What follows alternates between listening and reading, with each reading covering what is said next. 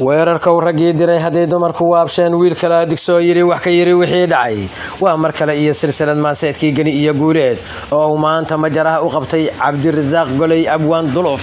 oo ku nuuxnuuxsaday in looga baahan yahay dumarkaba inay guryahooda xaaqdaan isagana huleelaan goobaha garta lagu goynayo isagoo waaninaya xawalayda rag la gabyayana wuxuu yiri gartay gogol dhigiiniyo goolaaftakiino guul waxaad u aragtaan geesi laga gambado iyo guuleedina la gabaydaan واو والله هذا بي كسي دعيسا وابوان راندي سو idin leh hasocotee suman ka xirta gacaloy balcigal gabar yahay waxa tahay miduu geesi dhalay iyo gabyay aad u aan baxay rabbi ha u gargaaro jannadii hageeye imisan gamboolay geeraarka maansada na ka gaabsadiido intaan geed ku soo xiray bal ka guro ku iriyo oo ingobo ka siiso indhu ay gaduteen intaas waa gufaaciyo gulaama socod iyo geesi hadaladiisa iska eegantaalaha guuleed haduu yiri gambooleyda maanta gablan baan ka joognaa xawolay garwaaqsada dib u gooba dhaqankii gabari gooni u lahayd gabar yahay hagaardine garta aad naqayso kugu godan adoon garan inaad gabaya tirisa qof garaad le kuma samaa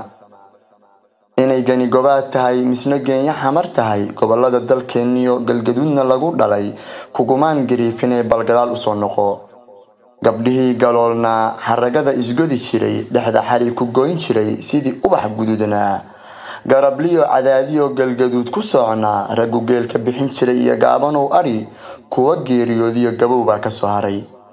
haddaad sheegtay guriya samo gurceel janniyo ceel garas ilaa godin labiya mudug gulkumaan tilmaamine boqorada galmudug dega waa duul garasho badan oo loo tiriyo gabay wacan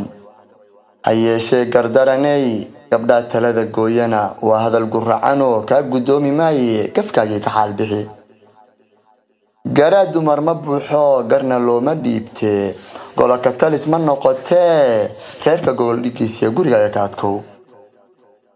gartay gogol dhigiiniyo goolaaftankiino guul waxaad u aragtaan geesi laga gambaday iyo guuleed baan la gabaynaa